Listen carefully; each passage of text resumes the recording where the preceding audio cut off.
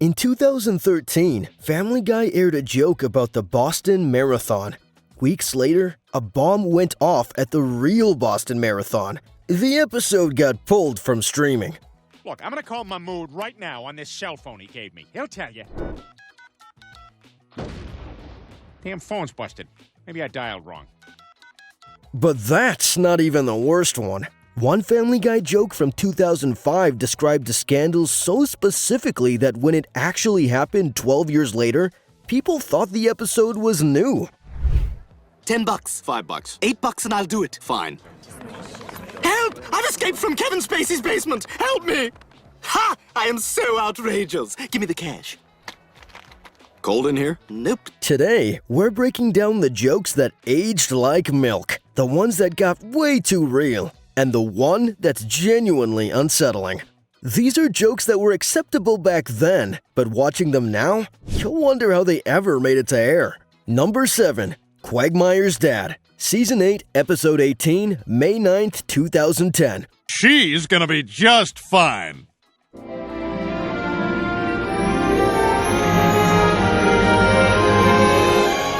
Oh my God! Quagmire's dad, Dan, comes to visit. He reveals he's transitioning to become a woman named Ida. After gender-affirming surgery, Ida sleeps with Brian, and when Brian finds out Ida is trans... Oh my God! This is the best day of my life! You know what? You're just jealous. He vomits for over 30 seconds, just straight up puking because he slept with a trans woman.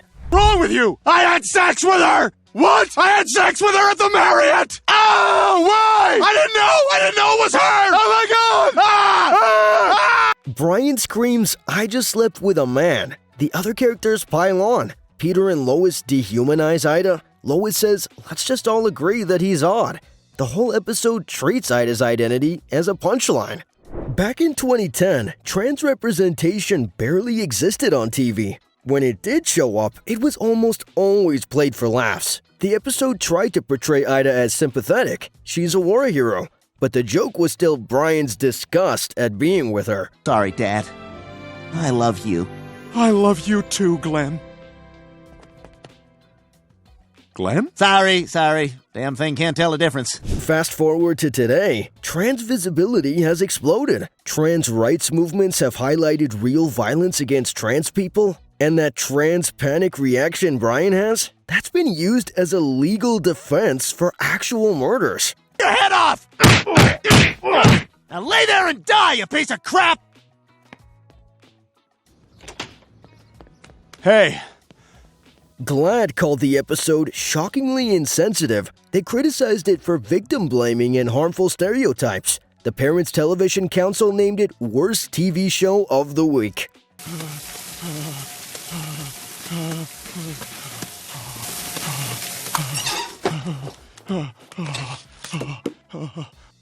Seth MacFarlane defended it in 2010. He called it the most sympathetic portrayal of a transsexual character on television. In 2022, he told The Hollywood Reporter he wouldn't change it.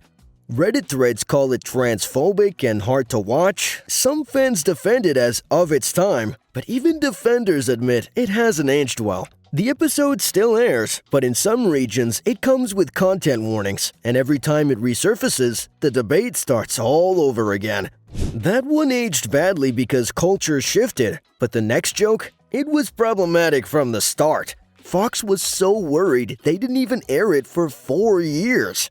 Number 6. When You Wish Upon a Weinstein. Season 3, Episode 22, produced in 2000, didn't air until 2004. Nothing else has worked so far, so I'll wish upon a star. Peter's broke. He's terrible with money. So what does he do? He wishes for a Jewish person to manage his finances, because according to every stereotype ever, Jewish people are good with money. Lois makes me take the rap, 'cause our checkbook looks like crap. Then he sings about it. A whole musical number called I Need a Jew, parody of When You Wish Upon a Star. The lyrics go, "Nothing else has worked so far, so I wish upon a star, wondrous dancing speck of light, I needed you." And it gets worse. "Where to find a Baum or Steen or Stein to teach me how to whine and do my taxes?" And the kicker?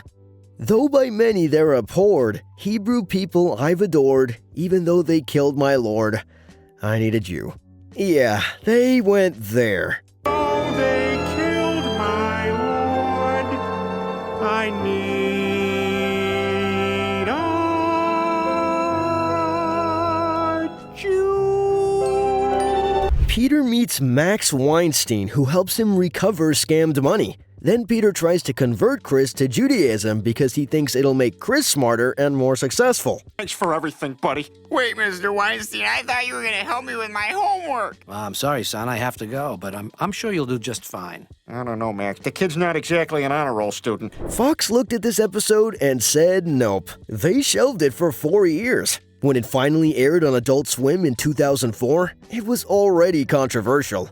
Fox eventually aired it in 2005. McFarlane defended it as satire. He pointed out the writer Ricky Blitt is Jewish. 2 rabbis supposedly approved it. The joke is supposed to be about Peter's ignorance, not actual anti-Semitism. But the line, "They killed my Lord," was so bad that Fox and TBS edited it out. The edited version says, "I don't think they killed my Lord." The original only airs on DVD and in Israel. The Bourne Company actually sued over the song parody in 2007. They settled out of court. Fox knew this one was trouble before it even aired, but the next joke? Nobody saw the backlash coming until it was too late. Number 5. Screams of Silence. Season 10, Episode 3, October 30th, 2011. This one tried to tackle domestic violence. It failed. Badly. Hey, you touching my girl? Relax, Jeff. That's her brother. Yeah, that's how it starts. Come on, Brenda, we gotta get out of here. I need cigarettes and... Quagmire's sister Brenda shows up with her abusive boyfriend Jeff. Throughout the episode, Jeff hits her, slaps her for breathing too loud, and breaks her finger. The abuse is constant and graphic. Okay, I'll ask about it Monday. But here's where it goes wrong. The episode makes jokes about it. Brenda keeps making excuses. "Jeff's sweet, you don't see how gentle he hits me." That's played for laughs. The person I see before me now is just a punching bag. And I call you person and not woman because a woman is a strong, beautiful, vibrant creature. Then Quagmire stages an intervention, and instead of supporting his sister, he basically blames her. He calls her not a woman for staying with Jeff. The message is clear. If you don't leave your abuser, it's your fault. Getting married! I'd show you the ring, but it's under the splint. My finger fell down the stairs. You're getting married? Yeah, but only 'cause she's pregnant. The episode ends with Quagmire, Joe, and Peter luring Jeff to the woods and killing him. They run him over with a car. Then they write a fake note saying Jeff left town. I wanted it to sound real. It's gotta sound like he wrote it. Plus, she kinda is garbage, Quagmire. Well, I best be rolling on now. Oh, come on, who says that? The show tried to do a very special episode about abuse, but the execution mocked victims instead of helping them.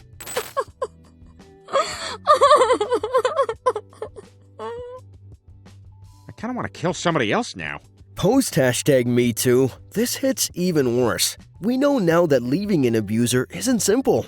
There are psychological barriers, financial barriers, safety concerns. Victim blaming makes everything harder. Collider in 2024 said it crossed a line. The show has quietly moved away from episodes like this, but the damage was done.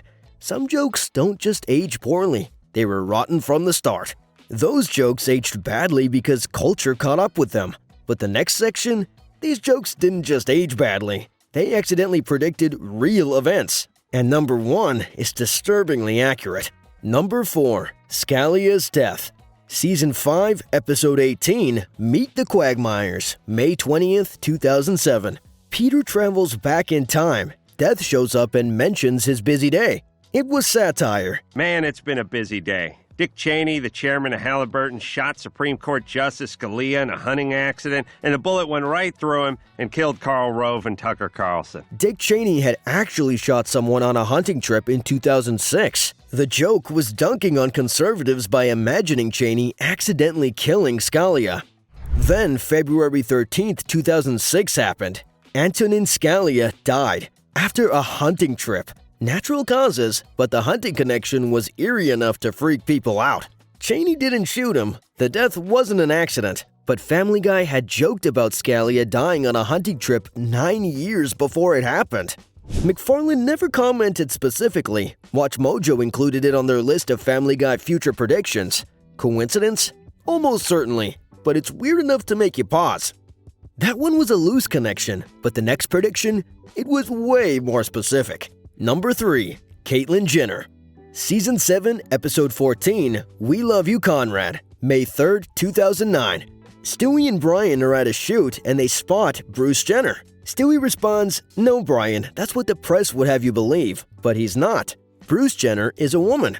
An elegant, beautiful Dutch woman. Bruce Jenner is a man. No, Brian. That's what the press would have you believe, but he's not. Bruce Jenner is a woman.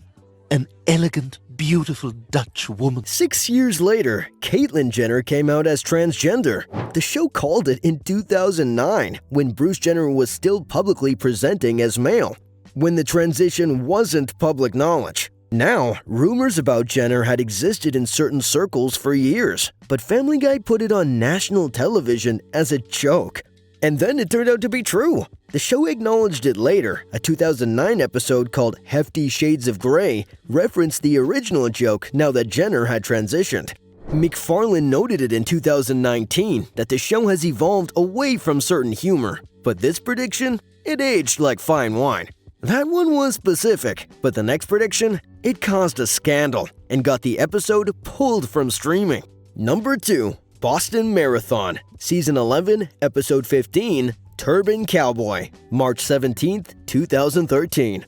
Peter befriends a Muslim man who turns out to be a terrorist. There's a cutaway gag where Peter wins the Boston Marathon by driving his car through the runners, just mowing people down. Separate scene, Peter accidentally dials a phone that triggers explosions, a bridge bombing plot. Peter, please stop trying to call. The episode aired March 17th, 2013. The Boston Marathon bombing happened April 15th, 2013. 3 people died, 176 were injured, and Family Guy had just aired an episode joking about violence at the Boston Marathon.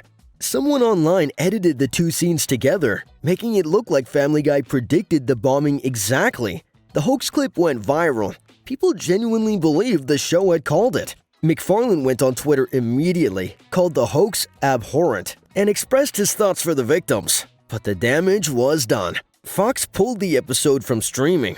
Hulu removed it. It didn't return until 2022. Channel 4 in the UK pulled a related film just to be safe. Was it a prediction? No. The scenes weren't even connected in the actual episode. The viral clip was edited to create a fake connection. But the timing was awful, and it showed how quickly a joke can go from edgy humor to national controversy. These predictions range from weird to disturbing, but none of them compare to number 1. This joke from 2005 described a scandal in such specific detail that when it actually happened in 2017, people thought the episode was new. Number 1. Kevin Spacey. Stewie Griffin, The Untold Story, direct-to-DVD film, 2005. Stewie makes a bet with Brian. To win, he has to cause a distraction, so Stewie runs through the mall, completely naked, screaming at the top of his lungs. That's the joke, a child escaping from Kevin Spacey's basement. In 2005. 12 years later, October 2017, #MeToo explodes. Kevin Spacey becomes one of the first major names to fall. Multiple accusers come forward. Several say they were minors at the time. The joke wasn't random. Rumors about Spacey had circulated in Hollywood for years, but Family Guy put it on a screen. A kid running from his basement, played as a quick gag. When the allegations went public, the clip went viral. Many thought it was new. They couldn't believe it aired in 2005. Seth MacFarlane responded in 2018. He said the joke was based on rumors he had heard. He called it a coincidence. Producers said there was no crystal ball. Still, McFarlane moved in those same Hollywood circles, same events, same parties. At the 2013 Oscars, he joked about actresses no longer having to pretend to be attracted to Harvey Weinstein. That was 4 years before Weinstein fell. So, was it insider knowledge, or just industry whispers turned into punchlines? Either way, the joke didn't just age badly, it became a timestamp. Proof that by 2005, people were already talking. These jokes exist. They aired. Millions of people saw them. The best we can do is learn from them, understand how culture shifts, and maybe think twice before laughing at the next boundary-pushing gag. If you want more breakdowns like this, smash that subscribe button. We've got plenty more Family Guy content coming your way. And which joke do you think was in the worst taste? Or did you think one was genuinely funny? Let us know in the comments below. See you next time!